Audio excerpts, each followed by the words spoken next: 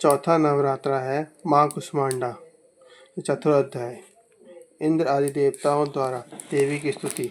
ध्यान। जया नाम वाली दुर्गा देवी का ध्यान करें। उनके श्री अंगों की आभा काले मेघ के समान श्याम है। वे अपने कटाक्षों से शत्रु समूह के भय प्रदान करती है। उनके मस्तक का आवरण चंद्रमा की शोभा पाती है।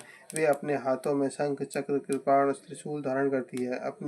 उनके 3 नेत्र हैं। वे सिंह के कंधे पर चढ़ी हुई हैं और अपने तेज में तीनों लोगों को परिपूर्ण कर रही हैं। इस प्रकार देवी का ध्यान करके अब चौथा अध्याय आरंभ करें। ऋषि कहने लगे, अत्यंत पराक्रमी दुरात्मा महिषासुर तथा उनकी सेना के देवी के हाथ से मारे जाने पर इंद्र आदि देवता प्रणाम के लिए गर्दन तथा कंधे झुकाकर उन भगवती दुर्गा को उत्तम वाणी द्वारा स्तुति करने लगे।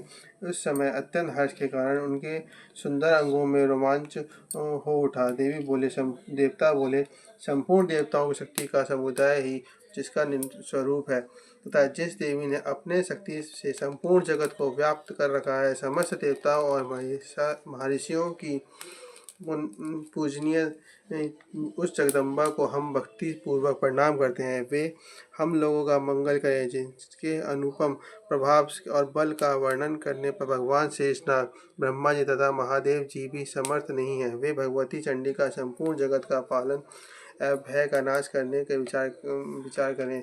जो पुण्यात्माओं को घरों को स्वयं ही लक्ष्मी के रूप में, पापियों के द्वारा दरिद्रा के रूप में, शुद्ध अंत कारण करने वाले पुरुषों के हृदय में बुद्धि रूप में तथा सत्य पुरुषों में श्रद्धा रूप में तथा कुलीन मनुष्य में लज्जा रूप में निवास करते हैं।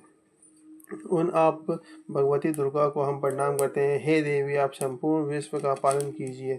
मातेश्वरी, आपके इस अचित्य रूप को असुरों का नाश करने वाले भारी पराक्रम तथा समस्त देवताओं और दैत्यों के समक्ष युद्ध में प्रकट किए हुए आपके अद्भुत चरित्रों का वर्णन हम इस प्रकार करते हैं। आप संपूर्ण जगत की उत्पत्ति का कारण है।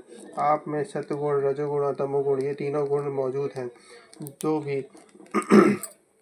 दोषों के साथ अपना सशर्त नहीं जान पाता, हम तो क्या विष्णु और महादेव आदि देवता भी आपको नहीं पा सकते। आप ही सबका आश्रय है। यह समस्त जगत आपका अंशभूत है, क्योंकि आप अपनी अधिभूत अव्याकृता परा प्रकृति है। हे देवी, संपूर्ण जगहों में उच्चारण से उन सब देवता तृप्त होते हैं। वह स्वहा आप ही हैं।